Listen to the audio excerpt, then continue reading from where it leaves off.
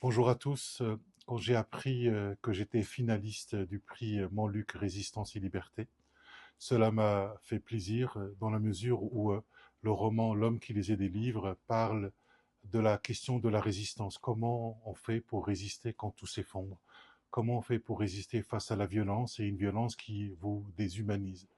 Et la question de la résistance, elle est importante parce qu'elle pose la question des ressources.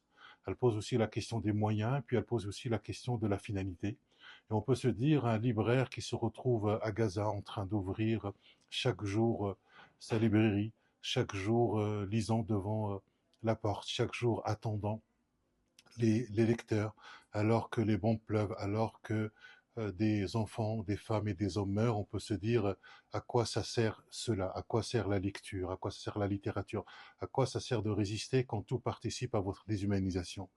Et c'est justement à travers ces gestes du quotidien, ces gestes qui, pour certains, n'ont aucun effet. Et c'est à partir de cela que le geste devient possible, parce que ce geste dit aussi notre humanité. Et que dans la question de la résistance, il s'agit d'abord que cette part irréductible qu'a l'être humain, pour qu'elle ne puisse pas disparaître. Or, tout participe aujourd'hui à cette déshumanisation.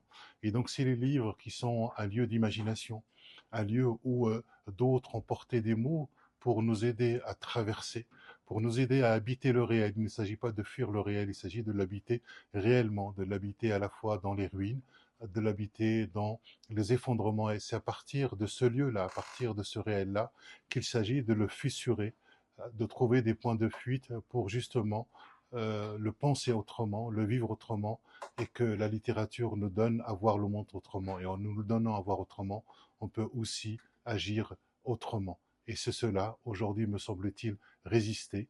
Et on résiste toujours malgré tout. Bernanos disait que l'espérance, c'est le désespoir surmonté. Et il s'agit de traverser la nuit.